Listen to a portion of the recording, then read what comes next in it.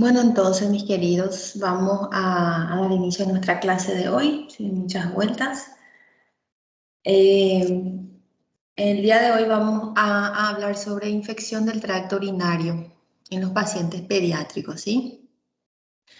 Nosotros también acostumbramos a llamar a las infecciones del tracto urinario como ITU, ¿sí? ITU o IBU, ¿sí? Bueno, entonces van a escuchar con mucha frecuencia esa denominación, ¿sí? ITU o IBU es lo mismo que infección de las vías urinarias o infección del tracto urinario, ¿sí? Y es una patología bastante frecuente en los niños, ¿sí? Vamos a ver en el desarrollo de la clase que dependiendo del grupo etario prevalece más en varones, ¿verdad? Y también dependiendo también de la edad es más frecuente en niñas, ¿sí? Pero siempre es una patología que tenemos que tener siempre en mente, que tenemos siempre que tener como diagnóstico diferencial, ¿sí? Sobre todo en los niños menores de 2 años, los niños menores de 24 meses, ¿verdad? Cuando nosotros no estamos encontrando el foco en el contexto de un síndrome febril, ¿sí? Bueno, entonces la definición de la infección del tracto urinario o ITU, como les dije, es un grupo heterogéneo de condiciones y con etiologías diferentes que tienen en común la presencia de gérmenes en el tracto urinario, ¿sí? Cuando este tracto urinario es habitualmente estéril, ¿sí? Y también esta infección urinaria está en los niños asociada a una sintomatología clínica muy variable, porque la clínica, las manifestaciones clínicas va a depender mucho del grupo etario también. Va a ser diferente la manifestación en un lactante, así también como en un preescolar o en un escolar o en un adolescente, ¿sí? Entonces hay que tener en cuenta también la sintomatología clínica. La definición importante que tenemos que conocer es el término de bacteriuria asintomática, ¿sí? Este término hace referencia a la presencia de bacterias en la orina, ¿sí? Detectada en una muestra de orina, en muestras repetidas de orina, ¿sí? Con ocasión de un control analítico rutinario o en un control de salud, en un sujeto que no presenta sintomatología.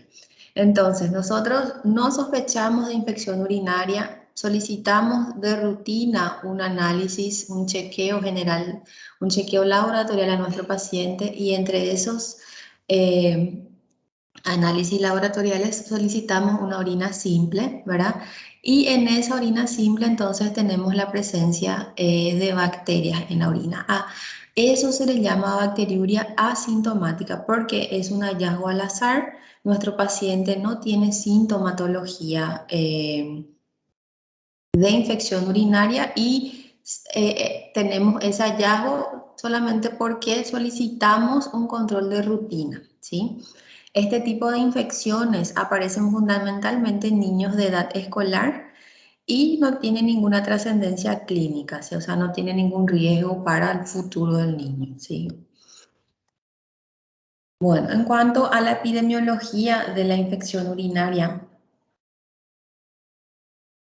como les dije, las infecciones de las vías urinarias son infecciones muy frecuentes eh, en pediatría, si es una de las infecciones bacterianas que se observan con mayor frecuencia. Nosotros siempre tenemos que habituarnos a preguntar sobre los hábitos urinarios de nuestros pacientes, ¿sí? Sobre todo en el contexto de un niño que está irritable, un niño que está con fiebre, un niño que tiene fiebre sin foco, ¿sí? Un niño que tiene dolor abdominal. Entonces, siempre es una infección muy frecuente en los niños. La prevalencia en niños febriles varía del 4,1 al 7,5%, ¿sí? Y su incidencia varía según la edad y el sexo, ¿sí? 6 a 15% de los pacientes tienen complicaciones como hipertensión arterial y fracaso renal terminal, ¿verdad? Estas complicaciones nosotros vamos a ver en los pacientes que tienen infecciones urinarias recidivantes, recurrentes, o sea, que hacen cuadros de infecciones urinarias a repetición, sobre todo pielonefritis, que son las infecciones del tracto urinario superior. Entonces, hacen con frecuencia y en los niños menores de 2 años es muy frecuente que esas pielonefritis dejen cicatrices renales, ¿verdad? Que más adelante van a complicarse con una hipertensión arterial o inclusive, en el peor de los casos, una insuficiencia renal, ¿sí? Bueno, en cuanto a la prevalencia, el tracto urinario es estéril en todo su trayecto, ¿sí? A excepción del tercio distal de la uretra. Entonces la uretra distal no es estéril. Más común en niños en el primer año de vida, en niños del sexo masculino, ¿verdad? En varones es más común la infección urinaria. Y luego esta frecuencia se va a invertir, ¿sí? Va a ser más frecuente en las niñas, ¿sí? En las que la primera infección se produce más frecuentemente hacia los 5 años por el entrenamiento, el control del esfínter, ¿sí? Pero obviamente que puede ocurrir antes, ¿verdad?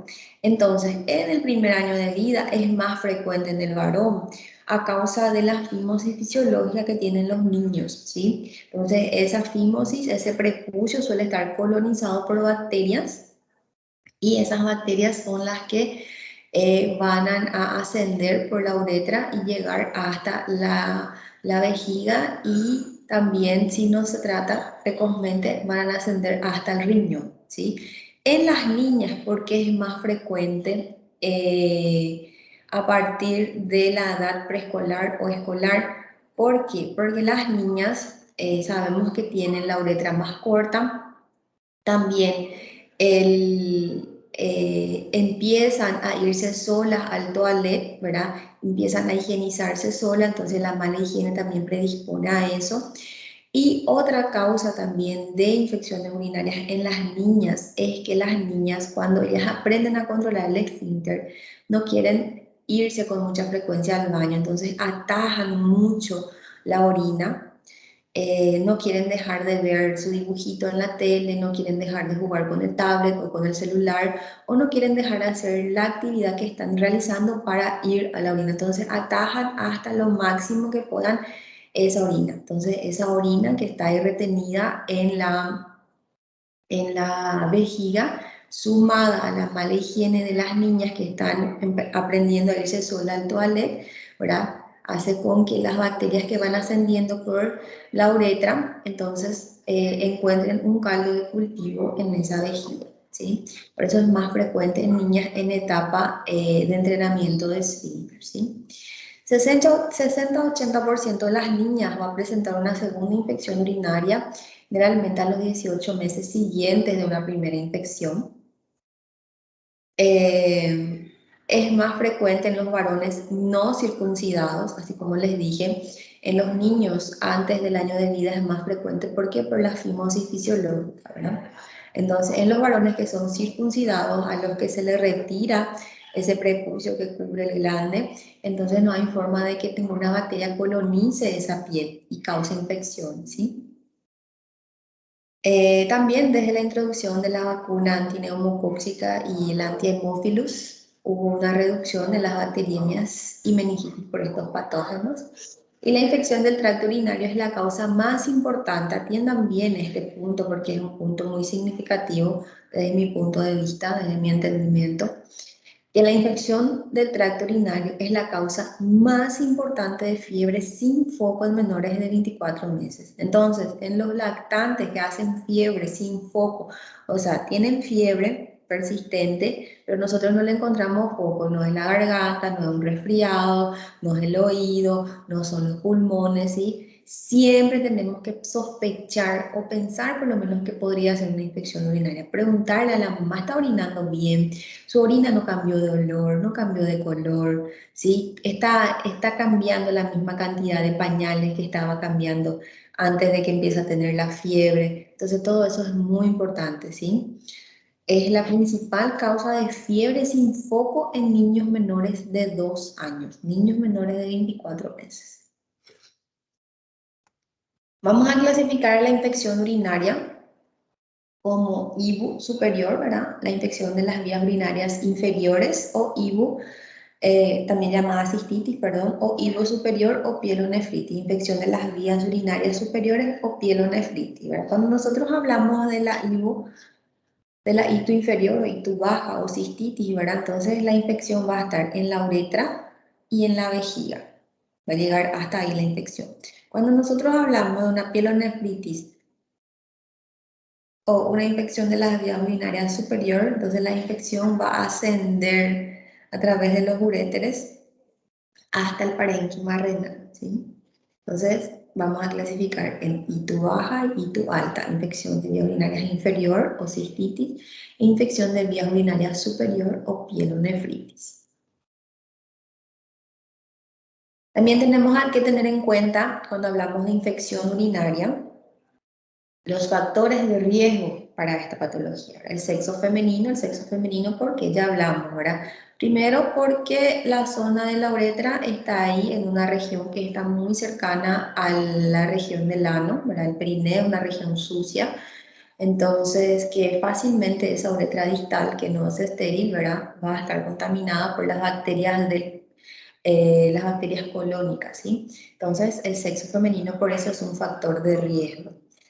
El varón no circuncidado, les vuelvo a repetir, el varón no circuncidado, debajo de la piel del prepucio hay bacterias como el Proteus, entonces que les gusta mucho colonizar el prepucio, ¿sí? Entonces por eso los varones no circuncidados es un factor de riesgo. También el reflujo vésico-ureteral, que es una malformación congénita de las vías urinarias, es un factor de riesgo porque eso predispone lactasia de la orina que vuelva hacia, a través de los uréteres hacia los riñones, ¿verdad? Entonces hay un reflujo vésico-ureteral hacia los riñones también que facilita y predispone las infecciones urinarias. Como les expliqué anteriormente, el aprendizaje, el control de esfínteres, ¿verdad? Los niños que están en esa etapa aprendiendo a controlar el esfínter, atajan mucho su pipí. También en la época de quitarle el pañal a los niños, ellos suelen hacer infecciones urinarias, ¿verdad? ¿Por qué? Porque suelen atajar mucho su pipí, no quieren hacer pipí, no quieren orinar si no es en el pañal, entonces también es un factor de riesgo. La uropatía obstructiva también porque produce ectasia renal. Y la instrumentación uretral, ¿verdad? Cuando hacemos un cateterismo uretral, entonces se puede contaminar la uretra, ¿verdad? Con los patógenos ahí mismo del perineo y esos patógenos ascender hacia la vejiga o hacia los riñones, ¿verdad? La mala higiene, por supuesto, ¿verdad? La forma como se le higieniza a las niñas, sobre todo. La ropa interior muy apretada y también las anomalías anatómicas en las niñas, las simequias vulvares, ¿verdad? Predisponen a que ellas tengan la micción a través de la vagina. Entonces eso también hace como que no es que ellas orinan por la vagina, sino que como tienen una membranita cubriendo la salida de la orina, cubriendo la uretra, entonces la orina como que se retiene un chiquitito ahí dentro de esa membranita y pasa a través de la vagina, ¿verdad? Entonces por eso que se dice que tiene una micción vaginal. Entonces también es un factor de riesgo para las infecciones urinarias. Bien, en cuanto a la patogenia, el germen más frecuente es una bacteria colónica, ahora la Escherichia coli, en más del 95% de los casos. Ahora, un único microorganismo es responsable de las infecciones del tracto urinario. Tenemos tres rutas, ¿verdad? Patógenas. La más frecuente es la ruta ascendente, ¿verdad? Por la cual las bacterias colónicas, las bacterias que colonizan el perine, van a ascender a través de la uretra. Entonces la ruta ascendente es la vía más frecuente de infección, ¿sí? Luego tenemos la ruta hematógena, porcina hematógena, ¿verdad? Es más frecuente en los recién nacidos, en los niños menores de 3 meses. Y la ruta linfática, que es muy rara, ¿no? Pero hay que citarla. Entonces, no se olviden, en más del 95% de los casos, el causador de la infección urinaria en los niños es la Escherichia coli y la principal ruta ascendente, la principal ruta de infección es la ruta ascendente, ¿sí? No obstante, no podemos olvidarnos de la ruta hematógena, ¿verdad? Que es más frecuente en los menores de 3 meses.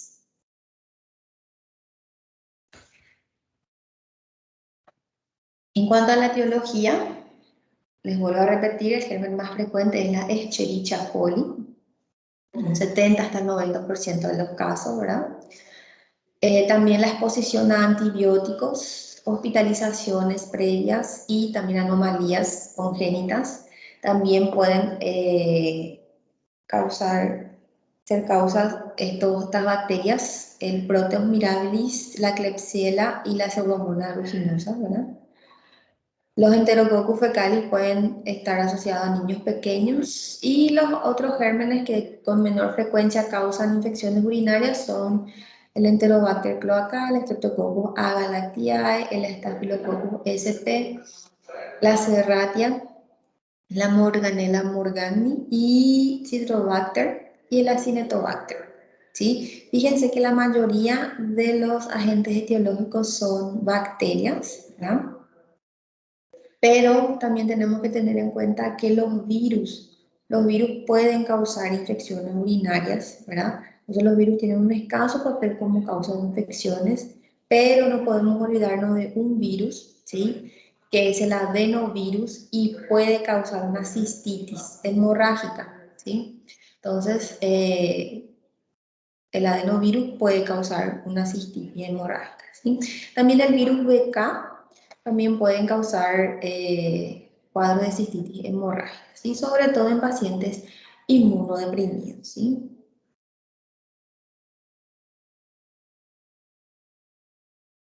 Como les había dicho al principio, la infección del tracto urinario recidivante, ¿verdad?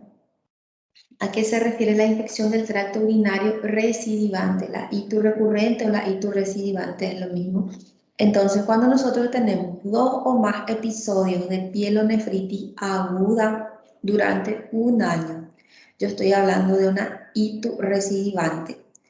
Yo puedo hablar también de ITU recidivante si yo tengo un episodio de pielonefritis aguda y un episodio de cistitis o 2 episodios de cistitis, ¿sí? Durante un año, ¿sí? Un episodio de pielonefritis o 1 o más de cistitis en el transcurso de un año. Yo hablo igualmente de infección del tracto urinario recidivante. Y también voy a hablar de infección del tracto urinario recidivante cuando yo tengo 3 episodios o más de cistitis, ¿sí? Entonces, en esos 3 casos, ¿sí? Yo estoy hablando de infección del tracto urinario recurrente o ITU recidivante, que es lo mismo, ¿sí? Entonces, no se olviden, 2 o más episodios de pielonefritis aguda en un año, un episodio de pielonefritis aguda o 1 o más de cistitis, perdón, durante un año, o 3 episodios o más de cistitis durante un año, ¿sí? En todos los 3 casos yo hablo de ITU recidivante. Bien, vamos a hablar ahora del cuadro clínico según la localización. Yo tengo la pielonefritis, ¿verdad? La pielonefritis, que es la infección del tracto urinario superior, que va a cursar con dolor abdominal o dolor en la fosa lumbar, ¿verdad? El dolor en la fosa lumbar es algo que yo no me voy a enfocar mucho en buscar porque no es tan frecuente en los niños el dolor en la fosa lumbar. Puede estar presente, claro que puede estar presente, por algún motivo describe la literatura, pero en la práctica no vemos con mucha frecuencia, ¿sí? Sobre todo en los niños más pequeños. Entonces, el dolor abdominal sí es algo muy frecuente de la pielonefritis. En la puñopercusión, el signo de Giordano también puede estar presente, pero no es algo que sí o sí yo voy a encontrar, ¿sí? No es algo que con seguridad todas las pielonefritis van a tener puñopercusión positiva. ¿sí? Ahora sí, lo que todas las pielonefritis van a tener es fiebre. Todos los niños con infección del tracto urinario superior tienen fiebre, ¿sí? Tienen malestar general, ellos lucen mal, tienen un aspecto decaído, tienen un aspecto séptico, un aspecto tóxico, ¿sí? Dependiendo de los días de evolución de la patología, obviamente. Pueden tener náuseas, vómitos, en algunas ocasiones pueden presentar diarrea también, los más pequeños sobre todo.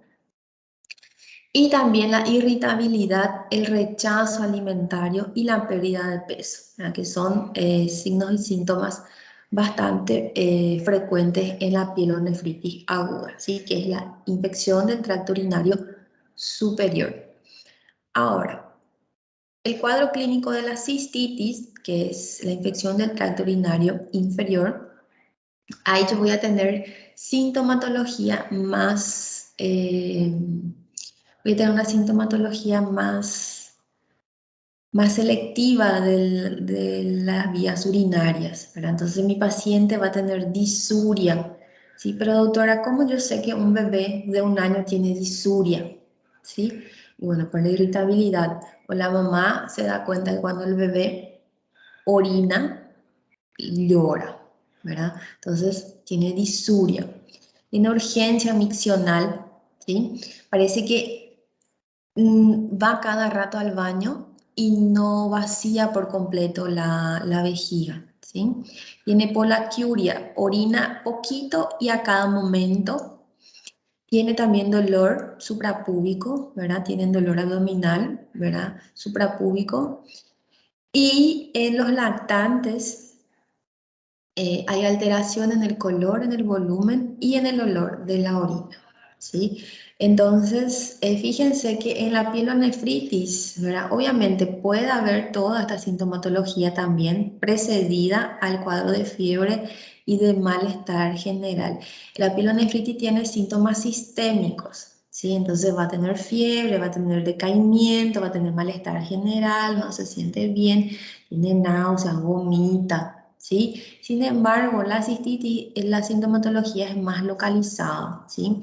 Ya hay disuria, ya hay polaquiuria, ¿sí? Hay alteración en el color de la orina, es más oscura, es más concentrada, disminuye la cantidad, disminuye el volumen y también cambia el olor de la orina, ¿verdad? Parece que está más fuerte. Entonces, eso siempre es importante preguntarle a la mamá las características de la orina, sobre todo en un bebé chiquito, en un lactante, ¿verdad? Porque ya no te vas a ver decir si está orinando o no, entonces vos le vas a preguntar, ¿y cuántos pañales le estás cambiando?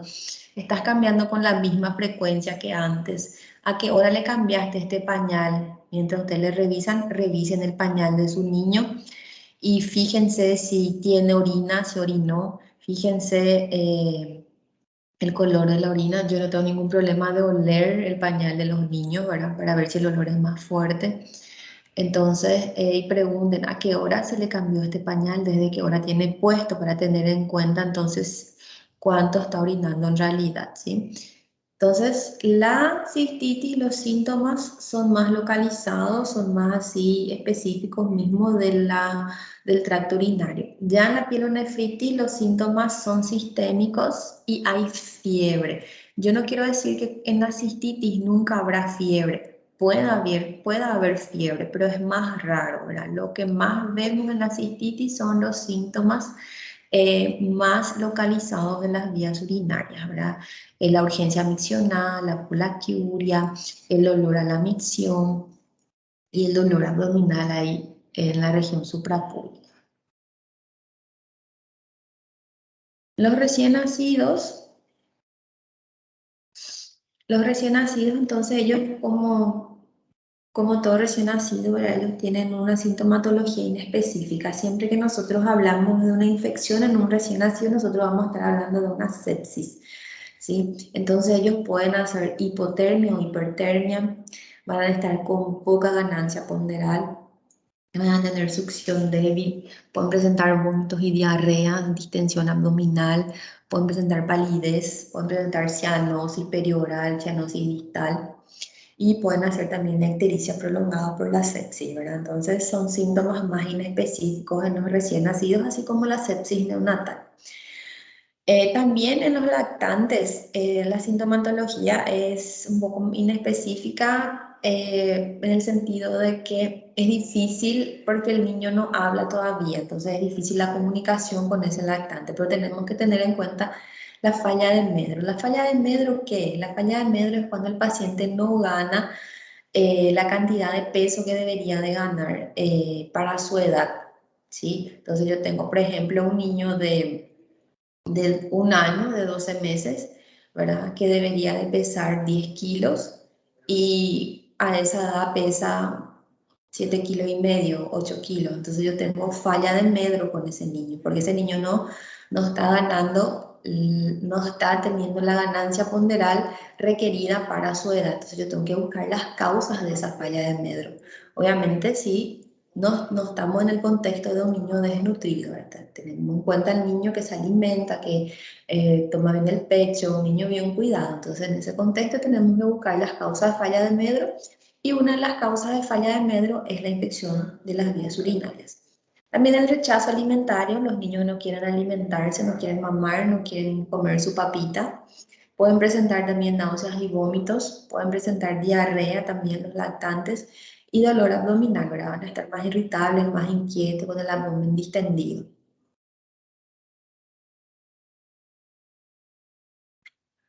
Los preescolares y escolares entonces tienen síntomas localizados, ¿verdad? Ya pueden referir la disuria. Los que ya no usan pañal podemos darnos cuenta que van con más frecuencia al baño, ¿verdad? Orinan poquitito y a todo momento quieren ir a hacer pipí. Y en urgencia miccional porque parece que quieren orinar muchísimo, pero al final llegan al baño y orinan una gotita, ¿verdad? Y el dolor lumbar, como les dije, que puede estar presente o no estar presente, ¿verdad? No es que sí o sí vamos a buscar la puniopercusión en los niños porque es muy difícil de encontrar en ellos. Puede haber fiebre con escalofríos, náuseas, vómitos y el signo de llorando que ya les hablé. En los adolescentes, en los adolescentes también es un grupo etario donde vemos con mucha frecuencia las infecciones urinarias en las niñas, en las adolescentes del sexo femenino, ¿verdad? Eh, entonces, la polaquiuria también es un síntoma, la disuria, el dolor en bajo vientre, ¿verdad? O en los flancos, ellos sí ya pueden tener dolor en flancos, ¿sí? Pueden presentar fiebre con escalofrío y el signo de Giordano sí ya tiene más valor en los adolescentes si comparamos con los escolares y preescolares. Hasta aquí vamos bien. ¿Alguna duda?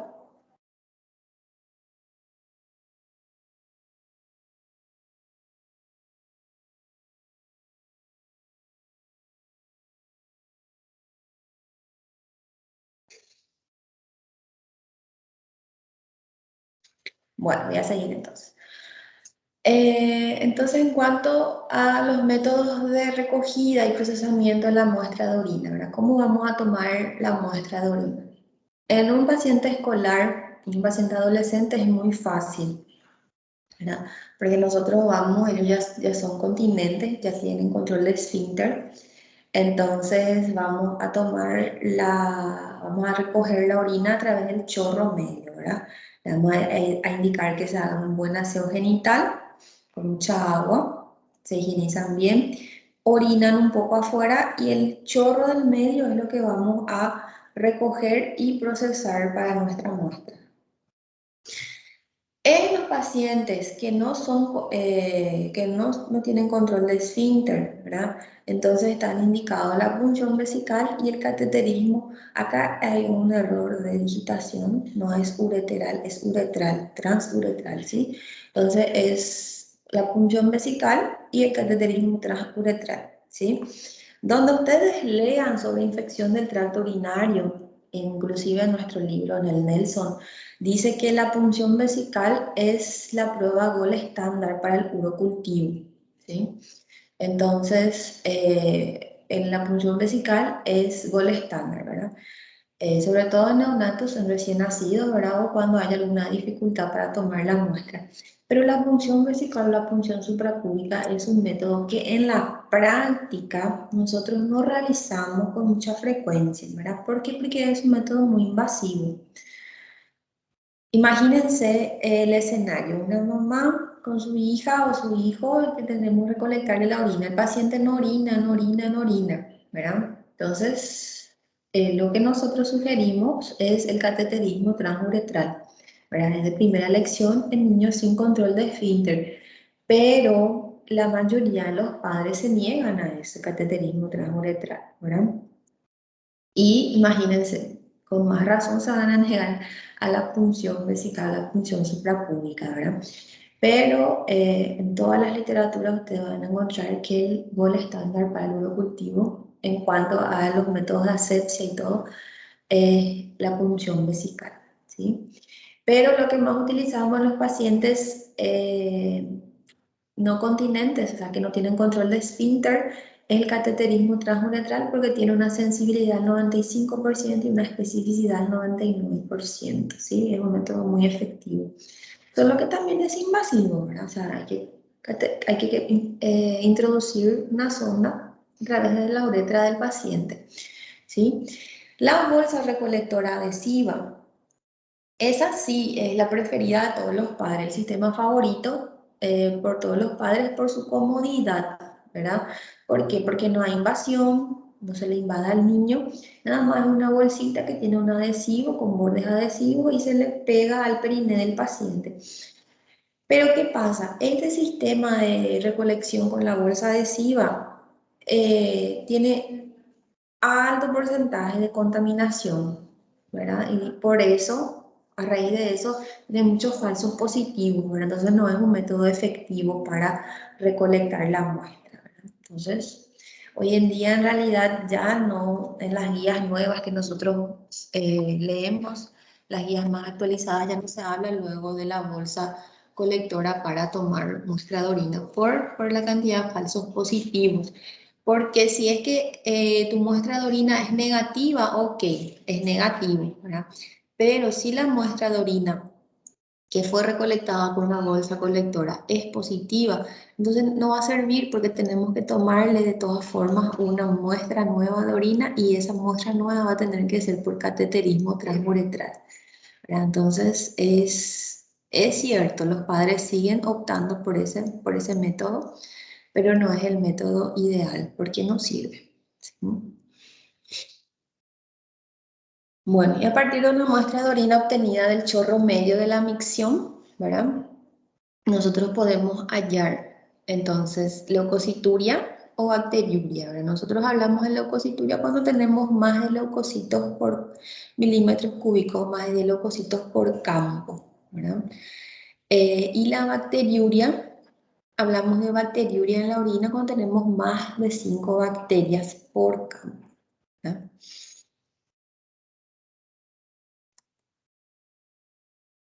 Y luego tenemos el urocultivo. El urocultivo sí, que es el gol estándar para cualquier forma de infección del tracto urinario, ya sea alto o bajo, ¿sí?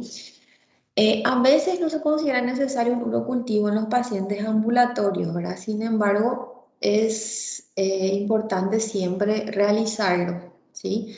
A veces por el buen estado general del paciente o por los síntomas que presenta el paciente, entonces algunos colegas creen que no es necesario. Yo particularmente cuando sospecho de una infección urinaria y cuando pido mi orina simple, ya pido el urocultivo, ¿verdad? Entonces, sí o sí pido orina simple y urocultivo.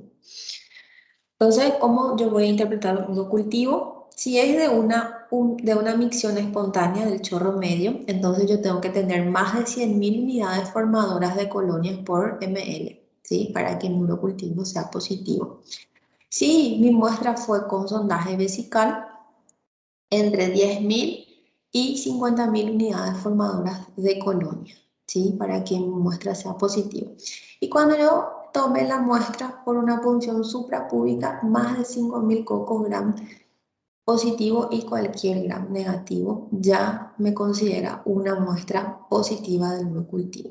¿Está bien? Por eso Entonces la importancia del urocultivo y también la forma como se recolectó la orina, si fue por micción espontánea, por el chorro medio, si fue por sondaje vesical o si fue por punción suprapúbica. Otros métodos también auxiliares de diagnóstico, ¿verdad? Serían el PCR y el hemocultivo, sobre todo en los lactantes menores, ¿verdad? Los niños menores de 3 meses, sobre todo con un cuadro febril, de la sospecha de una urosepsis, ¿sí?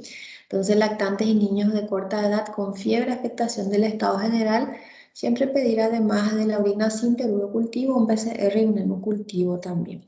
Y los lactantes de fase aguda, ¿verdad? La eritrosedimentación y la procalcitonina. ¿Hasta acá vamos bien? ¿Alguna duda?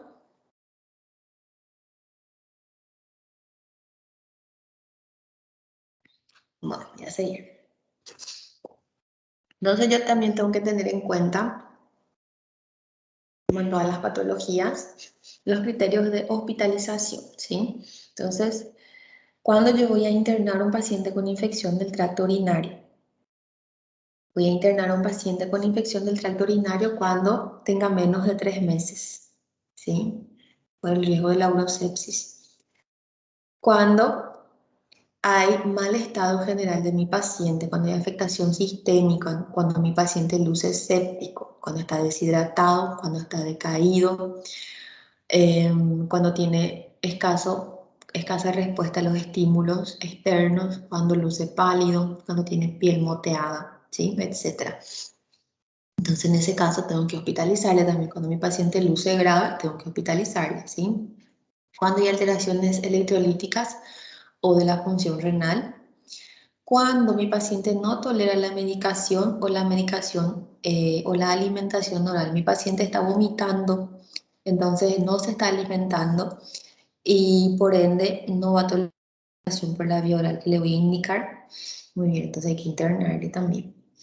Cuando el paciente tiene malformaciones del tracto urinario, cuando tiene reflujo vesicolateral, cuando tiene neuropatía obstructiva, cuando tiene displasia renal o un riñón único, ¿sí? Cuando yo sospecho de que el paciente o sus padres no le van a cumplir efectivamente el tratamiento indicado ambulatoriamente, entonces cuando yo sospecho de riesgo social de ese paciente, yo también tengo que hospitalizarle. Cuando hay antecedentes de inmunodeficiencia primaria o secundaria, la fiebre elevada y persistente en los niños o niñas de 3 a 6 meses de edad, ¿verdad? Pero esa fiebre que persiste por más de 48 a 72 horas luego de haber iniciado el tratamiento, ¿sí? Tengan en cuenta que acá la fiebre, un pico febril, no es criterio de internación. Estamos hablando de una fiebre que va a persistir, una fiebre elevada en niños que tienen entre 3 y 6 meses de edad, y esa fiebre persiste 2 o 3 días después ya de haber iniciado el tratamiento. Entonces, en ese contexto también yo tengo que hospitalizar al paciente porque probablemente es una infección del tracto urinario atípica, ¿sí? Es una ITU atípica, ¿sí? Entonces tengo que hospitalizarle. La antibiótico terapia reciente, para pacientes que recibieron tratamiento antibiótico recientemente, pacientes que estuvieron hospitalizados recientemente y pacientes que recibieron o que sufrieron cateterismo transuretral, ¿verdad? Entonces, en ese caso hay que hospitalizarles también. Y las ITUS recurrentes, ¿verdad? Las infecciones urinarias febriles de repetición, las pielonefritis agudas recidivantes, ¿verdad? Entonces, ya hablamos también de eso y en ese contexto yo tengo que internar a mi paciente con un cuadro de infección urinaria recurrente. Bueno, en cuanto al tratamiento, entonces yo voy a diferenciar obviamente si es una ITU, una infección del tracto urinario superior o una infección del tracto urinario inferior, ¿verdad? Si es una pielonefritis, mi paciente tiene más de un mes, pero tiene buen estado general. Entonces, vamos a tratarle con cefixima por vía oral, 8 miligramos kilo peso día, ceftriaxona, intramuscular, ¿verdad? Y por lo menos se completan 72 horas de la ceftriaxona y luego se completan los restantes del día de tratamiento con cefixima, que también es una cefalosporina de tercera generación, ¿verdad? Y podríamos utilizar la ciprofloxacina en los mayores de 17 años, pero solo en ese contexto, en los mayores de 17 años, la cipro, ¿sí? Los recién nacidos, niños con sepsis, hay que hospitalizarlos y tratarlos por 10 a 14 días con antibiótico parenteral. Entonces, en ese caso vamos a utilizar la cefalosporina, ¿verdad? Podemos utilizar la ceftriaxona, 50 a 70 miligramos kilo peso día. También podemos utilizar la cefotaxima, 100 a 200 miligramos kilo peso día. Ese tratamiento yo voy a hacer por 10 a 14 días a mi paciente hospitalizado, ¿sí? Y también en los recién nacidos yo puedo tratarlos con ampicilina y gentamicina, ¿sí? Ampicilina 100 a 200 miligramos kilo peso día y gentamicina 3 a 5 miligramos kilo peso día. Bueno, eso es la pielonefritis. La cistitis yo voy a tratar con trimetoprim sulfametoxazol, ¿verdad? 40 miligramos kilo peso día. Se calcula por la dosis del trimetoprim, ¿sí? Se da por 5 días. Generalmente las infecciones del tracto urinario inferior difieren en cuanto al tiempo de duración de las infecciones del tracto urinario superior, ¿sí? Cuando nosotros vemos que en las pielonefritis vamos a tratar por 10 a 14 días, en la cistitis nosotros hacemos un tratamiento de 3 a 5 días y ya es suficiente. También podemos utilizar la nitrofurantoína, podemos utilizar la amoxicilina con ácido clavulánico, 50 a 70 miligramos kilo peso día. Podemos utilizar también la cefuroxima, que es una cefalosporina de segunda, 30 miligramos kilo peso día. O también no está acá, pero podemos utilizar la cefixima, ¿verdad? A 8 miligramos kilo peso día.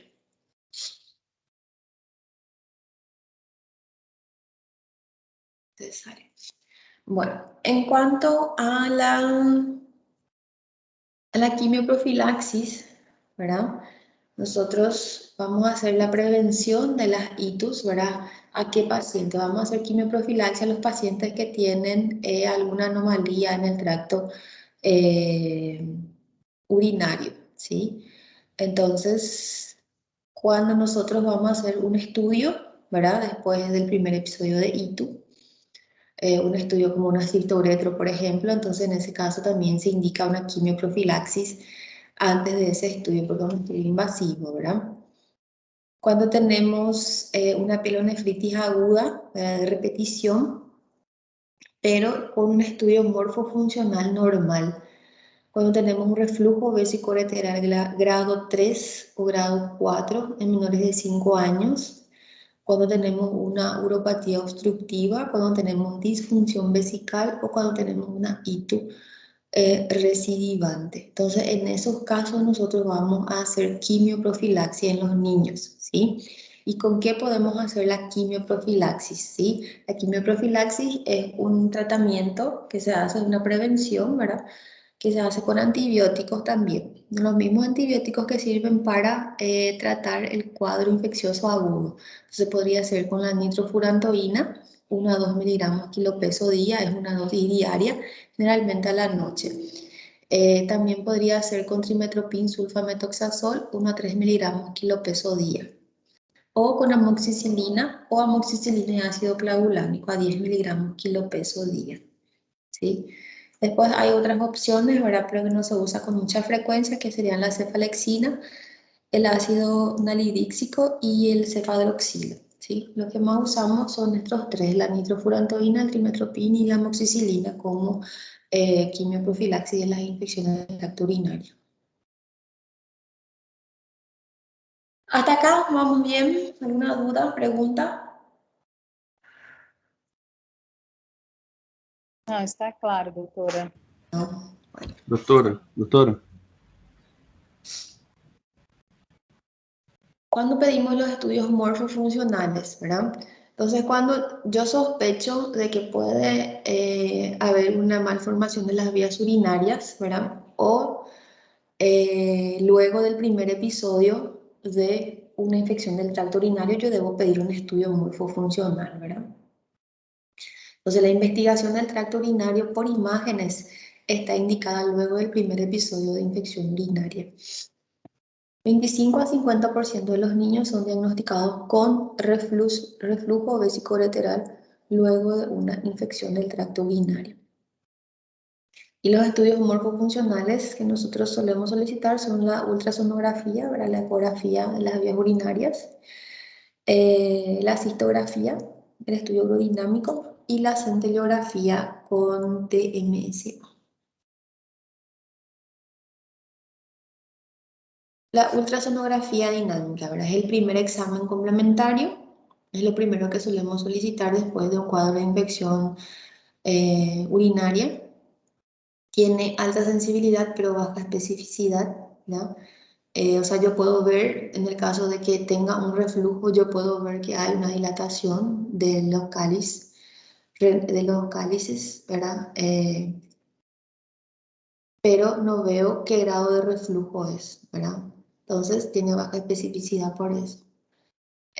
Permite apreciar ampliamente el tracto urinario de los riñones hasta la vejiga y identifica el número y la posición de los riñones, cálculos no radiopacos, si hay hidronefrosis, quistes y auxilia en el diagnóstico de procesos obstructivos, ¿verdad? Entonces, el primer estudio que vamos a solicitar a un niño luego de una infección urinaria es la ultrasonografía, ¿sí? De las vías urinarias. La uretrocistografía miccional es lo que sigue, ¿sí? Sería el mejor método para visualización morfológica del tracto urinario inferior, ¿verdad? Debe ser realizado luego el control infeccioso. Entonces tenemos que primero curar al paciente de su infección. No podemos hacer una cisto-uretro con un paciente con una infección urinaria. Entonces le curamos de su infección, le hacemos la profilaxis, ¿verdad? Con amoxicilina, con trimmetoprim, con nitrofurantoína, ¿verdad? Le hacemos la profilaxis establecida por lo menos 14 días y luego de ahí entonces le hacemos la uretrocistografía miccional, ¿verdad? También necesitamos la colaboración de los pacientes para esto. Y este estudio sí va a identificar diverticulosis vesicales, ureteroceles y va a establecer el grado de reflujo vesicoureteral. La urografía excretora utiliza contraste iodado a dosis elevada. Está contraindicado en pacientes con insuficiencia renal crónica, en pacientes alérgicos a yodo y en recién nacidos y lactantes, ¿sí? Es un método poco utilizado. Y luego tenemos la centellografía renal estática, que debe ser realizada luego de 3 a 6 meses de una infección urinaria, ¿sí? Esta centellografía va a identificar las lesiones cicatriciales, las lesiones a nivel de la corteza renal, ¿sí? Tiene una sensibilidad del 98% y una especificidad del 100%. También es capaz de detectar obstrucciones anatómicas como hidronefrosis y también reflujos vesicoureterales. Este ya es poco utilizado. El estudio aerodinámico es poco utilizado actualmente. Analiza la función vesical en capacidad, en presión y en actividad del detrusor a la musculatura y la estructura pélvica durante el llenado de la vejiga y durante la micción. Identifica las difusiones vesicales, utiliza sonda vesical y electrodos en el abdomen y perineo, poco utilizado en niños. Bien. Entonces, lo que tenemos que saber de los métodos de imágenes para los niños con infecciones urinarias son, lo primero es una ecografía, un ultrasonido de las vías urinarias, ¿verdad? Entonces, nosotros detectamos que hay una dilatación, ¿verdad? O hay un doble sistema pielocalicial, entonces tenemos que pedir un estudio morfofisiológico que es la cistoretrografía, ¿verdad? La cistoretrografía nos va a dar más detalladamente qué es lo que detectamos con la ecografía, con el ultrasonido, ¿sí? Y también nos va a hacer el diagnóstico del grado de reflujo vesicoureteral, porque dependiendo del grado de reflujo vesicoureteral, entonces nosotros tenemos que enviar al paciente para un tratamiento quirúrgico. Y la centellografía La centellografía nosotros solicitamos para evaluar el parénquima renal, ¿verdad? La corteza renal, entonces buscar sobre todo cicatrices renales, ¿verdad? Que podrían ser causas de complicaciones en un futuro de ese niño, como ser insuficiencia renal, hipertensión arterial, ¿sí? Bien. Entonces, todos los niños en cualquier edad con un primer episodio de infección urinaria deben ser investigados en el tracto urinario tanto funcional como anatómicamente, ¿verdad? Los niños menores de 2 años tenemos que pedirle un ultrasonido, un uretrocisto postmiccional y una centellografía, MSA. En los niños mayores de 2 años, entonces un ultrasonido y una centellografía, ¿sí? Con DMSA o uretrocistografía si es que la ecografía sale alterada. Los niños que tienen infecciones recidivantes, entonces tenemos que solicitarles siempre la ultrasonografía, la uretrocistografía miccional y la centellografía renal, siempre, ¿sí? La urografía excretora sería para investigar obstrucciones del tracto urinario o uréter ectópico, ¿verdad? Pero en los que tienen itus recidivante, siempre una ecografía de las vías urinarias seguida de una uretrocistografía y una centellografía renal estática. Vamos a derivar a nuestro paciente con infección urinaria al nefrólogo, ¿verdad? Cuando tenemos anomalías estructurales o funcionales del tracto urinario. Cuando estamos ante una ITU atípica, ¿verdad? Cuando el paciente no mejora después de 48-72 horas del tratamiento instalado, ¿verdad? Cuando son gérmenes atípicos a los gérmenes colónicos. Cuando tenemos pacientes con ITUs recurrentes. Cuando tenemos un paciente menor de 2 años, ¿verdad? Por el riesgo de las cicatrices renales que pueden causar las pielonefritis. Un paciente con hipertensión arterial, un paciente con falla de medio, retraso del crecimiento y antecedentes familiares de enfermedad nefrológica, serían nefrourológicas o enfermedad renal crónica, ¿sí? Y también cuando los familiares son muy ansiosos, tenemos que enviarles al especialista. ¿Alguna duda? ¿Consultas? ¿Preguntas?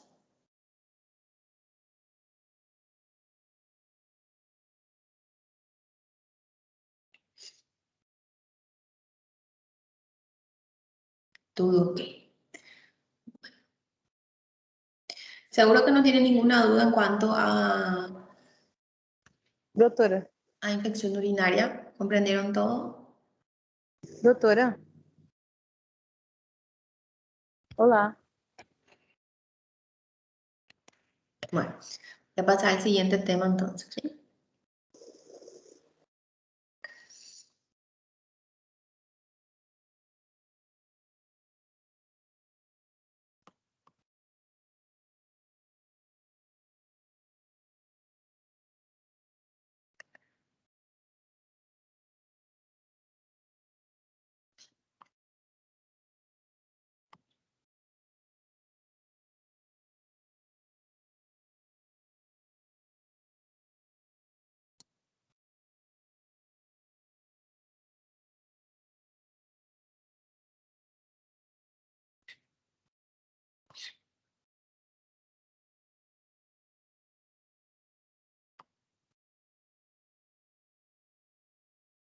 Ahí está. Alguien me pidió la dosis de la quimioprofilaxis.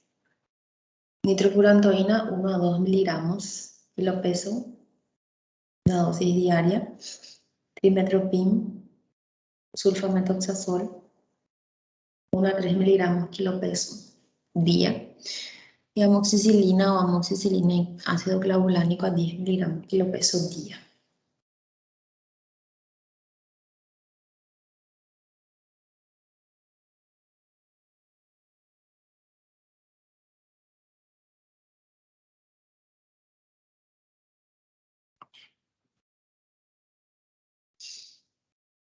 Estas abordajes de nefropatía son... No entendí la pregunta, Valdirene. No, no. hacemos nosotros. Los pediatras también podemos hacer eso. Ahora sí, los estudios, la cistoretro, la centilografía, eso nos tenemos que derivar todo para que se haga. Pero el cateterismo uretral lo hacemos nosotros.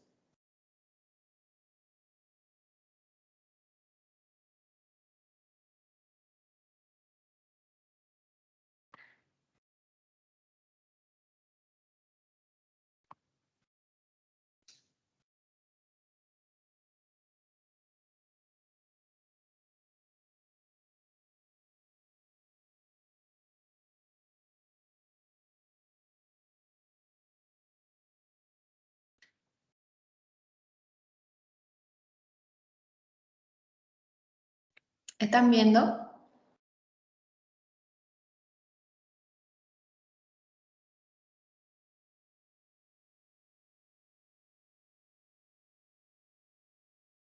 ¿Están viendo la presentación de síndrome nefrótico? Sí, doctora. ¿Ven o no? ¿Alguien me puede contestar, por favor, si están viendo? Sí, doctora.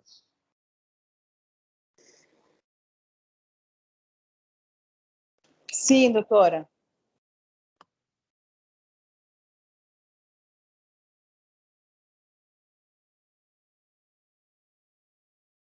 Estaba mudo mi micrófono, perdón, discúlpenme. ¿Están viendo mi presentación? Sí, doctora, están viendo. Gracias. Sim. Estaba mudo, yo ni cuenta me di que estaba mudo.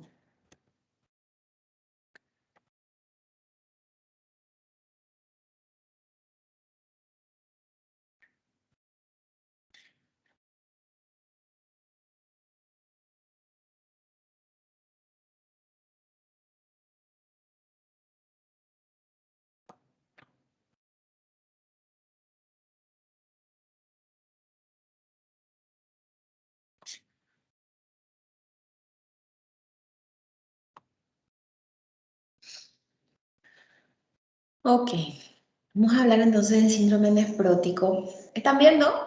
¿Sí? ¿La pantalla completa? Sí, doctora. Gracias. Bueno, vamos a hablar de síndrome nefrótico y síndrome nefrítico en los niños, ¿sí? Bueno, el síndrome nefrótico, antes de empezar, entonces, tengo un caso clínico de un paciente de 5 años que acude por un cuadro de orina espumosa, edema generalizado de 3 semanas de evolución. Tiene buen estado general. Atiendan bien todas las características de este cuadro, ¿sí? Tiene buen estado general, está afebril, tiene una presión arterial de 90-50, frecuencia cardíaca de 87, sin signos de retraso en el desarrollo psicomotor. Tiene edema de miembros inferiores de la pared abdominal y párpados. El resto del examen físico normal. Su orina simple tiene proteínas, 3 cruces.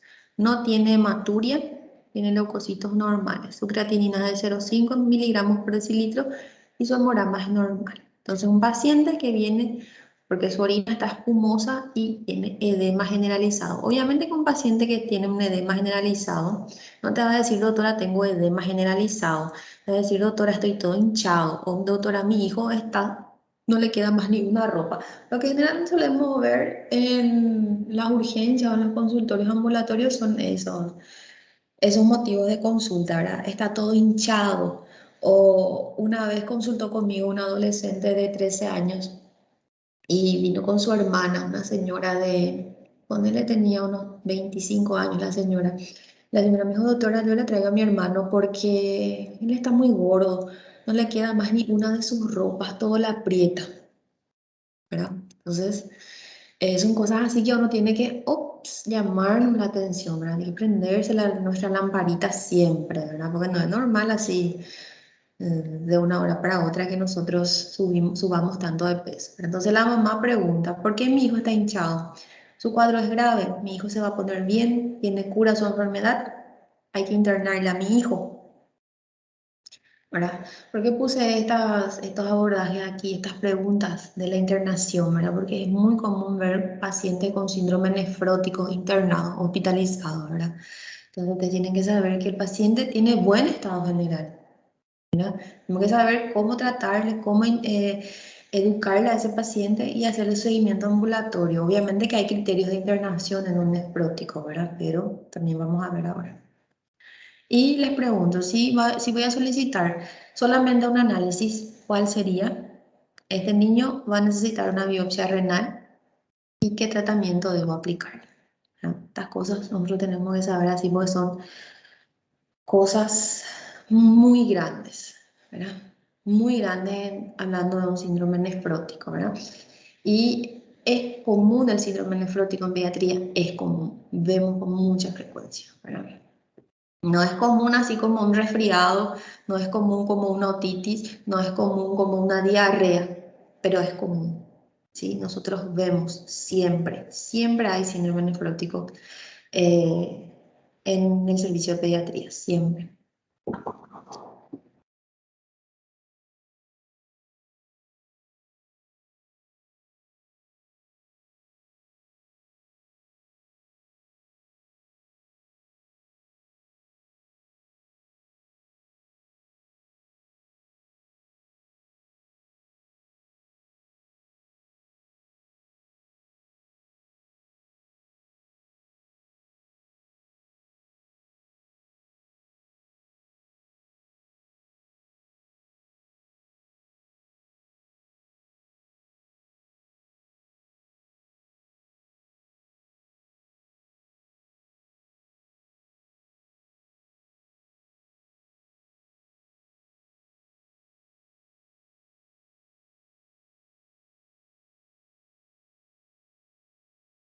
¿Sí? Ah. Y a las 9:30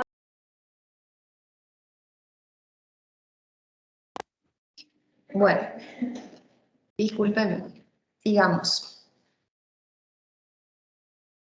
Entonces, la definición del síndrome nefrótico es una entidad crónica y recurrente en la que se produce lesión glomerular, ¿sí? Una lesión del glomérulo renal llevando a alteraciones en la permeabilidad de la membrana basal glomerular y esa alteración de la permeabilidad de la membrana basal glomerular va a llevar a la pérdida de proteínas, ¿sí? Como nosotros vamos, o sea, como nosotros no, como los pacientes van a excretar más proteínas por la orina, entonces eso va a resultar en una importante hipoalbuminemia, ¿verdad? Y consecuentemente a esto a un edema. 85% de los casos de las nefrosis son idiopáticas, ¿verdad? Y son de tipo de lesiones mínimas o de tipo cambios mínimos, ¿verdad? Con muy buen pronóstico, atiendan bien, tienen muy buen pronóstico y es más frecuente en niños menores de 10 años. Niños menores de 10 años con muy buen pronóstico las lesiones de cambios mínimos, ¿sí? 8 a 10% de tipo glomerulosclerosis focal o difusa. Y la nefropatía membranosa es rara en los niños, ¿sí? Puede ser secundaria, el síndrome nefrótico puede ser secundario a lupus, ¿verdad?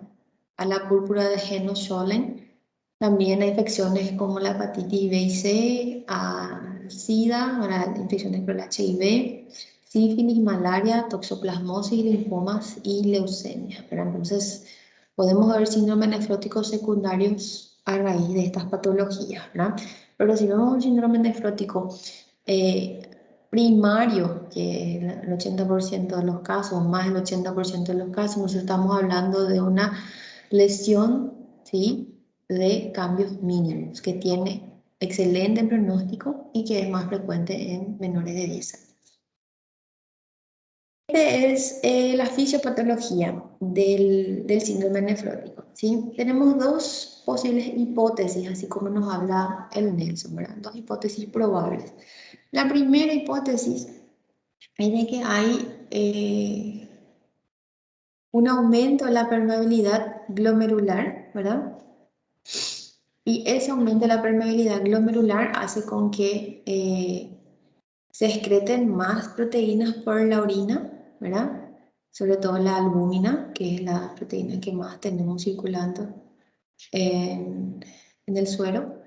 Y esa hipoalbuminemia va a generar un desplazamiento de líquido, ¿verdad?, al tercer espacio, ¿verdad? Produciendo una disminución del líquido intravascular. ¿Y el cuerpo qué entiende? Cuando hay pérdida de líquido al tercer espacio y hay disminución del líquido intravascular, entonces el cuerpo entiende, ok, este niño está deshidratado. Entonces automáticamente se activa el sistema renina, angiotensina, aldosterona. Automáticamente se activa la hormona antidiurética, ¿sí? Y automáticamente también se activa, hay activación simpática. Todo esto, ¿verdad?, va a llevar a retención renal de agua y sodio, ¿sí? Entonces, va a haber retención de agua y sodio y eso va a aumentar aún más el edema, ¿sí? Esa es una de las hipótesis. La segunda hipótesis es que no se sabe por cuál mecanismo el síndrome nefrótico está asociado a una retención primaria de sodio, ¿verdad? Eso lleva a una hipervolemia, ¿verdad? La hipervolemia hace con que aumente la presión arterial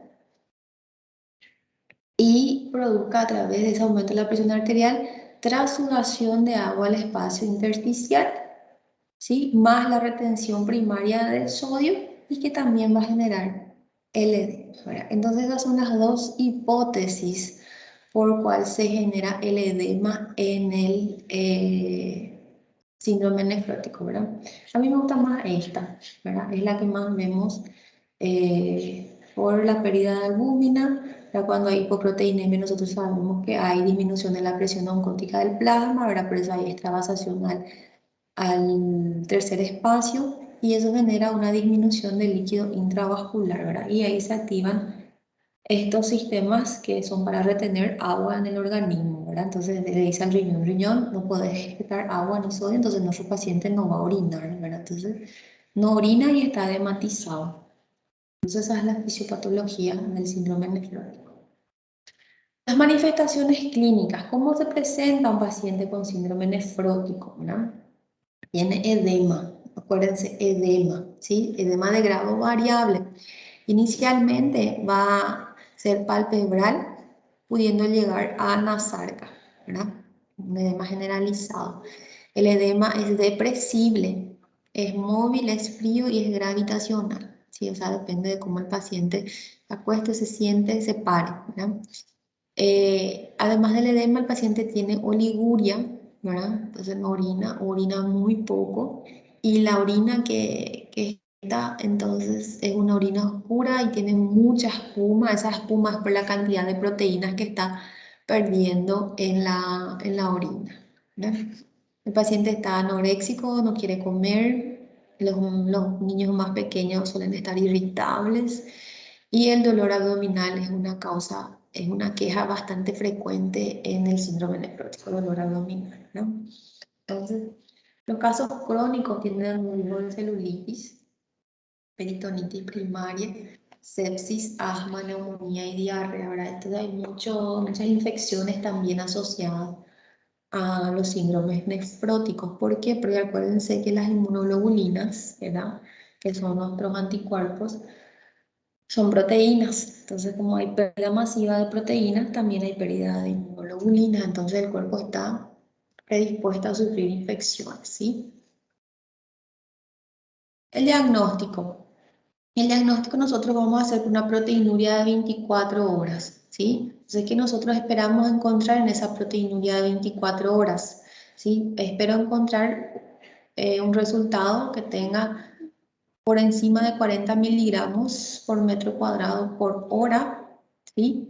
O que tengan valores, ¿sí?, mayores a 300 miligramos por 100 ml o 3,5 gramos día en esa proteína de 24 horas. Eso es lo que yo espero encontrar para hacer el diagnóstico, ¿sí? También voy a tener hipoproteinemia y consecuentemente hipoalbuminemia. Entonces voy a tener una hipoproteinemia inferior a 5,5 gramos por 100 ml y una hipoalbuminemia inferior a 2,5 gramos por 100 ml consecutivamente. También la relación proteína-creatinina en niños. Me habla de proteinuria nefrótica cuando tengo una relación de proteína-creatinina mayor a 2. ¿Verdad? Entonces, generalmente es una muestra única y de la primera micción matutina. Otros diagnósticos que podríamos solicitar, o sea, que deberíamos de solicitar, son la orina simple. En la orina simple yo voy a encontrar proteinuria, 2 cruces a más, ¿verdad?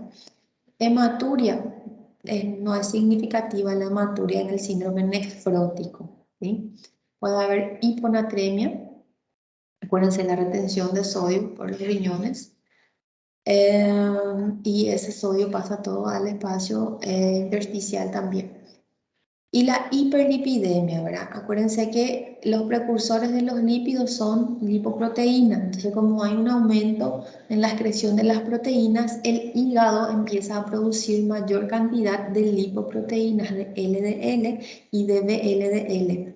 Entonces, hay un aumento en los precursores de los lípidos, ¿verdad? Y por eso, consecuentemente, hay un aumento del colesterol también, en los triglicéridos.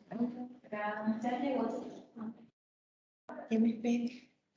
Yo le dije a las 10. Ahí, me esperen.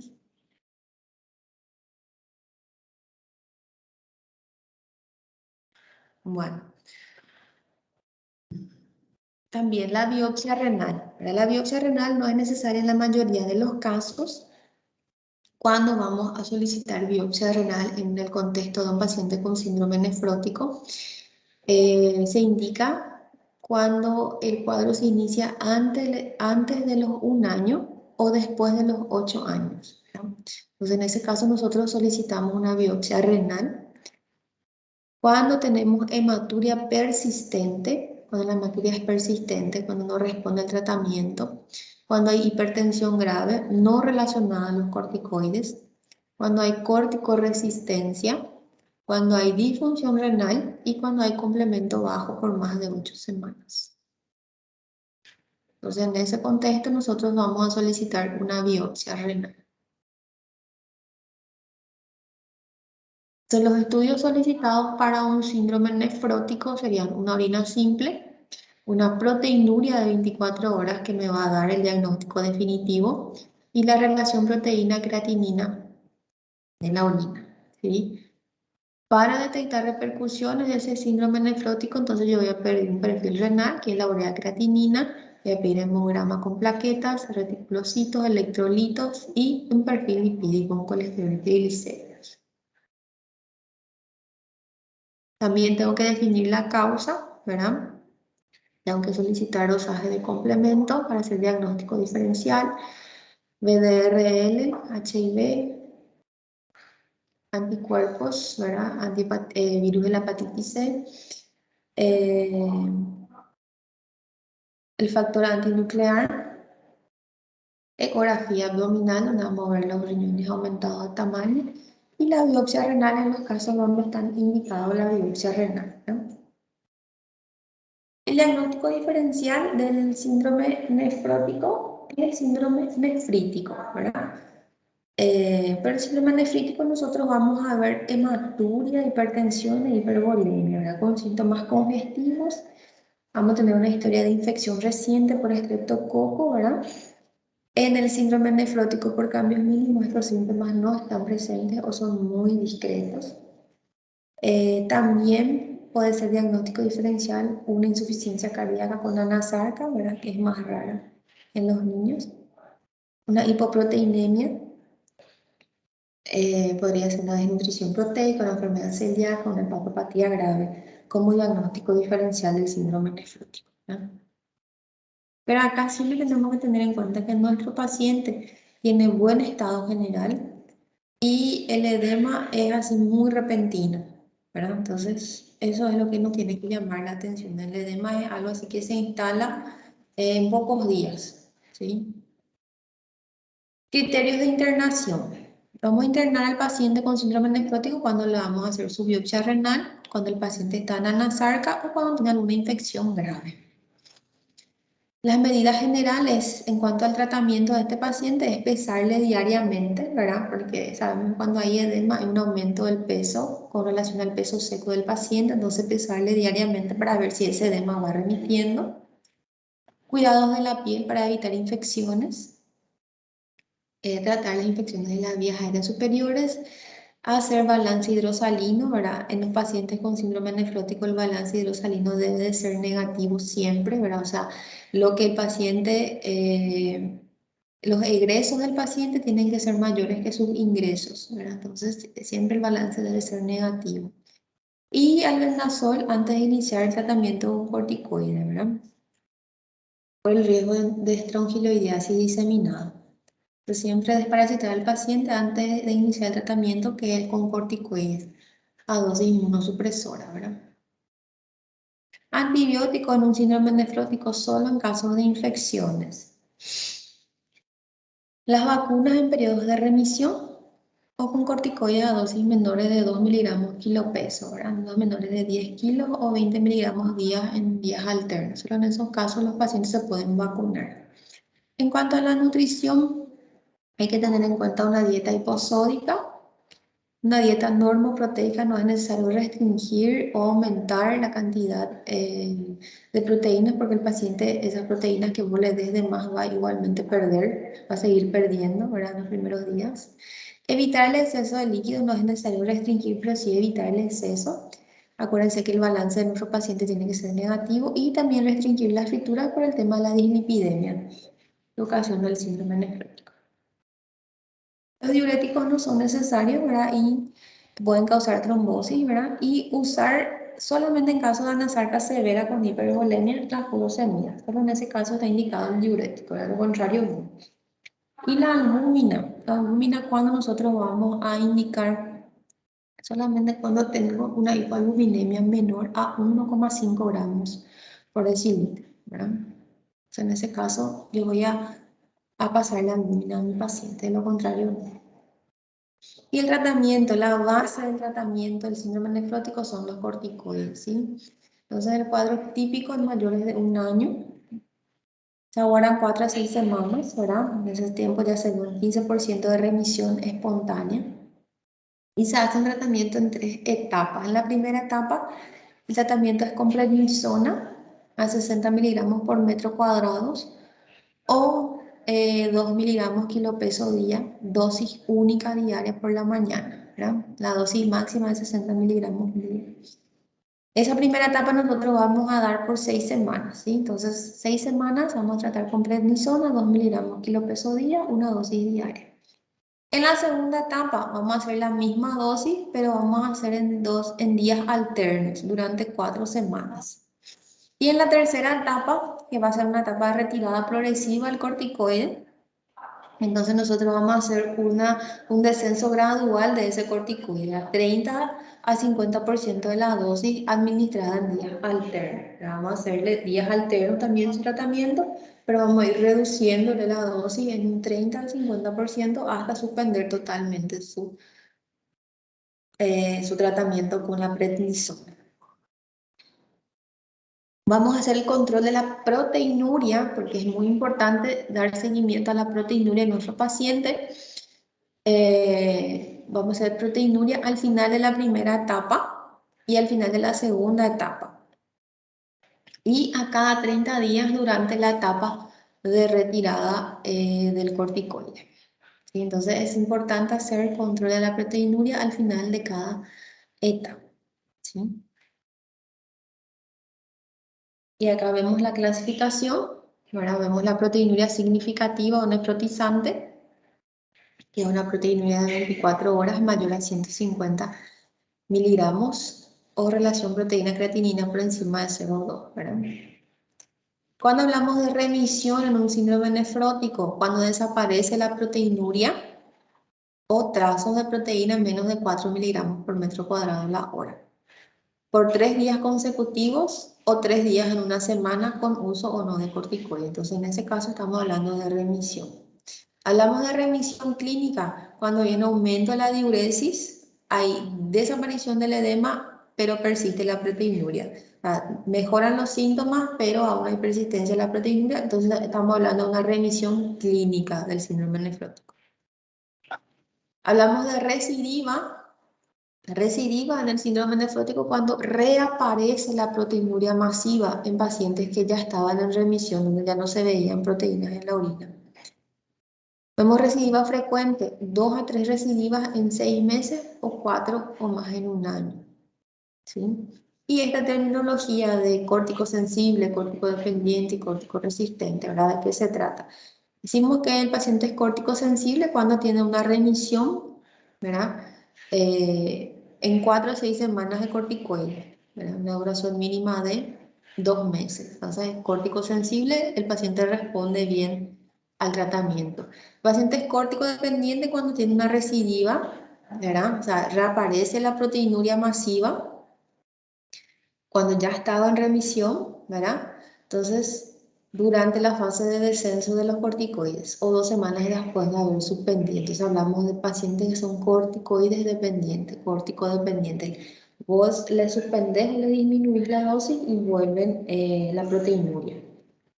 Y el córtico resistente es el paciente que presentó proteinuria después de 8 semanas con tratamiento con corticoides. O sea, persistió su proteinuria, nunca mejoró, es un paciente córtico resistente. Bien, y las complicaciones son las complicaciones infecciosas, ¿verdad? Y vemos la celulitis, celulitis en piel, ¿verdad? Más frecuente en abdomen, la peritonitis primaria, la neumonía y la bronquitis, ¿verdad? Yo una vez he visto a un paciente que se operó, supuestamente era una peritonitis, una apendicitis, y fue un síndrome nefrótico, ¿verdad? Entonces yo llegué a mi guardia cuando yo trabajaba en el hospital público. Y era un paciente horrible porque estaba con oxígeno, estaba todo hematizado. Y me presentaron, me entregaron a la guardia como un poco operado de peritonitis, ¿verdad? Y cuando yo le miré a ese paciente, yo dije, Dios mío, este paciente, ¿qué pasó acá, verdad? Entonces, como nadie le hizo su interrogatorio, nadie le hizo su historia, nadie le hizo sus antecedentes, ¿verdad? Le llamé, busqué la técnica quirúrgica, como siempre, ¿verdad? Los cirujanos solo saben cortar y suturar, ellos no saben escribir nada, ¿verdad? Entonces no había nada escrito. Le llamé al cirujano que estaba de guardia, el doctor Luis, y le dije, doctor, yo tengo un paciente así, así, así. Le conté. Ahí ese tuvo que ir a hablar él con su colega que lo operó al paciente. Le dijo, ah, no, esa es una peritonitis primaria, tienen que buscarle otra causa a ese paciente. ¿Entienden? Entonces el cirujano ni siquiera se dignó a escribir nada, ¿verdad? Porque no era una peritonitis de foco apendicular, como solemos ver en los niños, ¿verdad? No escribió nada. Era un paciente horrible, horrible, porque estaba en anasarca, tenía dificultad respiratoria.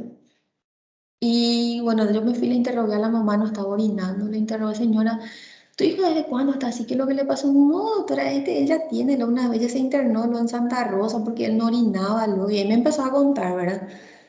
Y enseguida yo empecé a hilar las cosas y llegué a la conclusión de que podría ser un síndrome nefrótico, ¿verdad? Le pedí todos sus laboratorios, tenía su albúmina por el piso, sus proteínas totales por el piso, su colesterol altísimo. En fin, no saben cómo dije palabrotas en ese día. No se imaginan, ¿verdad? Ustedes me ven así muy tranquila, pero no se imaginan cómo me pongo cuando me enojo. Pero en fin, fue una peritonitis primaria, ¿verdad? Y por un síndrome nefrótico, y nadie se dignó a hacerle su historia clínica. El cirujano solo se encarga de cortar y suturar, ¿verdad? Entonces, mucha ciencia no vamos a esperar de ellos. En fin, las trombosis también son complicaciones, ¿verdad? Porque como hay disminución del líquido en el espacio intravascular, hay un aumento de la coagulabilidad, ¿verdad? Por el aumento de las plaquetas, ¿verdad? Por la hemoconcentración, entonces aumenta la coagulabilidad de la sangre, aumentando el riesgo de trombosis. ¿Hasta acá alguna pregunta?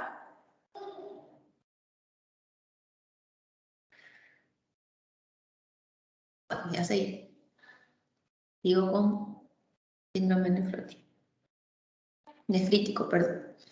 O sea, el síndrome nefrítico en pediatría les presento este caso también de un niño de 5 años que consulta por hinchazón en cara y pies, decaimiento del estado general de 3 días de evolución. Al examen físico estaba decaído, con edema bipalpebral, ruidos cardíacos aumentados, su presión es de 130/90, 130/90 edema bipalpebral. Se ocultan sucrevitantes bivasales, se palpa hígado a 3 centímetros del borde costal, edema moderado en miembros inferiores. Tiene estigmas de lesiones en piel y una radiografía de tórax con congestión periliar e infiltrado pulmonar difuso. En un hemograma normal, su urea de 18, su creatinina de 0,5. La orina simple tiene 80 hematíes por campo y proteínas de una cruz. La hipótesis diagnóstica y el tratamiento inicial debe ser, ahí vamos a pasar, y luego vamos a ver los dos casos clínicos. Bueno, entonces, el síndrome nefrítico en pediatría, ¿verdad? Es la glomerulonefritis difusa aguda post-estreptocóxica, ¿sí? Entonces, decir síndrome nefrítico o decir glomerulonefritis aguda post-estreptocóxica es la misma cosa prácticamente, ¿verdad? Es una enfermedad renal que cursa con hematuria, generalmente macroscópica, y hay hematuria. Después de 1 a 3 semanas, generalmente 10 días después de una faringitis, faringoamigdalitis, ¿verdad? O 3 a 5 semanas después de un impétigo. Impétigo es una lesión, una infección de la piel, causados por el estreptococo beta hemolítico del grupo A. ¿Sí? Es más frecuente en el sexo masculino, es más frecuente en preescolares y escolares, y es raro antes de los 2 años de edad. Fisiopatología, entonces yo tengo una infección por el estreptococo beta hemolítico. Clínicamente yo voy a tener una faringoamigdalitis o una infección cutánea, ¿sí? Después de 10 días o después de 4 semanas, ¿verdad? Dependiendo de dónde fue mi foco infeccioso, entonces yo voy a atender la formación del complejo, del inmunocomplejo, ¿verdad? Está formado por antígenos y anticuerpos. Solo que esos anticuerpos que se forman, ¿verdad? Van a atacar o van a defender mi organismo contra el antígeno, ¿verdad? Que es el estreptococo beta hemolítico, pero no saben diferenciar ese antígeno bacteriano de las células de la membrana basal del riñón, también entonces atacando de esa manera a las células de la membrana basal del riñón, ¿sí? Entonces, esos inmunocomplejos circulantes se van a depositar en los capilares glomerulares. ¿Por qué? Porque van a nacer como una, ¿cómo se dice? Una reacción cruzada, ¿verdad? Entonces también van a, una vez, defender nuestro organismo contra el antígeno y también atacar el propio organismo, ¿verdad? Y ese depósito en los capilares glomerulares, ¿verdad? Clínicamente se va a traducir como una hematuria o una proteinuria, ¿verdad? Entonces vamos a ver una orina oscura, una orina Coca-Cola o una orina como un café, ¿sí? Laboratorialmente, ¿verdad? Como que ese inmunocomplejo circulando van a nacer con que se active la vía del complemento. Entonces, laboratorialmente yo voy a ver una disminución del complemento en el plasma, disminución de C3, ¿sí? A nivel plasmático, ¿sí? También, una vez que esos inmunocomplejos estén depositados en los capilares glomerulares, yo voy a tener una disminución de la filtración glomerular. Clínicamente eso se va a traducir como oliguria, mi paciente va a orinar poco o nada. ¿Sí? Y laboratorialmente yo voy a tener como un aumento de la urea plasmática y un aumento de la creatinina plasmática, ¿sí? Esa disminución de la filtración glomerular va a llevar a una disminución de la excreción urinaria de sodio, ¿sí? Laboratorialmente yo voy a tener una disminución de la excreción fraccionada del sodio menor a 1%, y esa disminución de la excreción urinaria del sodio va a llevar a la expansión del espacio extracelular, ¿sí? Que va a traducirse clínicamente como edemas, sobrecarga de volumen e hipertensión arterial, ¿sí? Y eso hace con que se active el sistema renina-angiotensina, ¿sí? renina, angiotensina, aldosterona, y eso laboratorialmente vamos a ver que la renina plasmática va a estar disminuida y también así la aldosterona plasmática. Entonces, el síndrome nefrítico, la glomerulonefritis aguda postestreptocóxica, se da por una infección que va a generar anticuerpos en nuestro organismo, ¿verdad? Y esos anticuerpos, además de defender al organismo contra los antígenos, ¿verdad? Que son las bacterias, van a depositarse en los capilares glomerulares, causando esa lesión de los glomérulos, de la membrana glomerular, ¿sí? Bien. Manifestaciones clínicas del síndrome nefrítico. Entonces yo voy a tener hematuria, orina oscura, Coca-Cola, color café. Voy a tener aumento de la presión arterial, ¿sí? Hay hematuria, hipertensión arterial. Oliguria, mi paciente orina poco o nada. Y mi paciente está edematizado. Pero ese edema, a diferencia del edema nefrótico, es un edema palpebral que puede encontrarse en el abdomen, también en la región genital, también en los pies. Es duro, a diferencia del edema nefrótico, que es un edema blando, frío. Es duro y es poco depresivo. Puede haber hepatomegalia, taquipnea por el edema de pulmón, decaimiento aquí si el paciente luce decaído, náusea y dolor abdominal, y la encefalopatía hipertensiva, ¿verdad? Que es la complicación más temida. La complicación aguda más temida, ¿verdad? Que puede llevar a convulsión, coma, cefalea, somnolencia, edema de papila y alteraciones visuales, ¿verdad? Bien, el diagnóstico es clínico, ¿verdad? Yo veo al paciente con todas las características, con todos los antecedentes de una infección previa, y también yo tengo el diagnóstico laboratorial, ¿sí? Donde yo voy a solicitar una orina y en la orina va a haber hematuria y proteinuria leve, ¿sí? Hay antecedente laboratorial de una infección por estreptococo, ¿sí? La urea y la creatinina van a estar aumentadas en caso de una oliguria marcada. Hay hiperpotasemia por la insuficiencia renal, hay hiponatremia por la hemodilución. Y la radiografía de tórax nosotros vamos a encontrar congestión pulmonar por aumento del área cardíaca. El complemento, el C3, ¿sí? Va a estar disminuido, eso también es un hallazgo laboratorial muy importante. C3 va a estar disminuido en la fase aguda y luego se normaliza a las 8 semanas, los 2 meses después de la infección. Y en el hemograma podemos encontrar una anemia discreta que es también por la dilución, por el aumento de la volemia. Bien, las complicaciones entonces del síndrome nefrítico, la insuficiencia renal y una insuficiencia cardíaca congestiva, ¿verdad? Entonces la insuficiencia renal se va a traducir como una hiperpotasemia, una hiperfosfatemia, acidosis, uremia, hipocalcemia y una insuficiencia renal, ¿verdad? Eso va a requerir obviamente de una diálisis en el peor de los casos, ¿verdad? Y la insuficiencia cardíaca se va a manifestar como disnea y edema agudo de pulmón. Las complicaciones por la hipertensión son la crisis hipertensiva, las convulsiones en los niños y la encefalopatía hipertensiva, que es todo reversible, ¿sí? Si tratada adecuadamente. El tratamiento. Hay que internar cuando tenemos hipertensión arterial, cuando hay síntomas congestivos, cuando hay encefalopatía hipertensiva y cuando hay oliguria. Entonces, en esos casos se interna el paciente, se instalan medidas generales. El cuadro de síndrome nefrítico es un cuadro autolimitado. Tenemos que estar pesando el paciente diariamente, ¿verdad? Para ver si el edema va disminuyendo. Entonces, peso diario es muy importante. El balance hidrosalino también, que debe ser siempre el balance negativo. El egreso tiene que superar al ingreso. Control de la presión arterial, la dieta hiposólica, restricción hídrica, sí, en caso de la oliguria.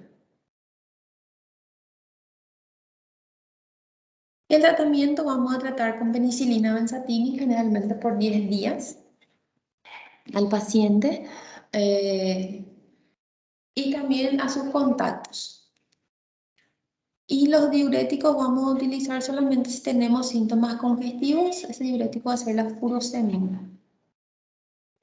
Los antihipertensivos que vamos a estar utilizando para el manejo de la presión en caso de que tengamos una presión con 20 miligramos por encima del percentil 95. Entonces, en este caso, vamos a utilizar la nifedipina.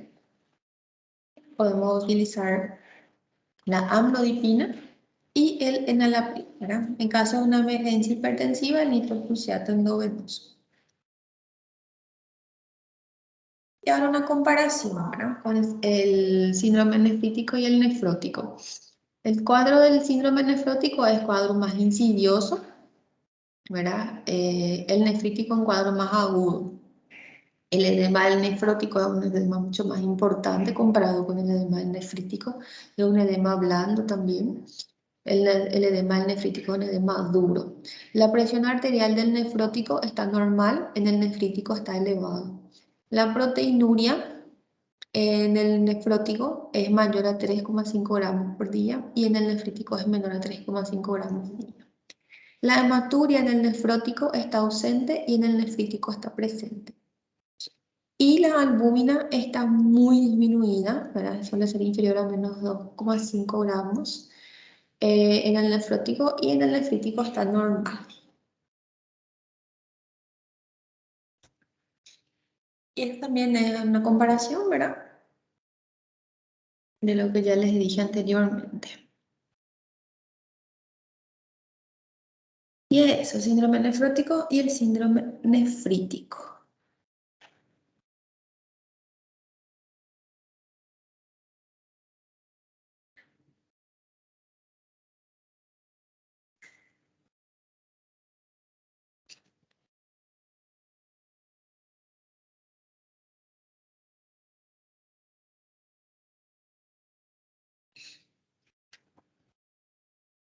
¿Alguna pregunta? ¿Alguna duda?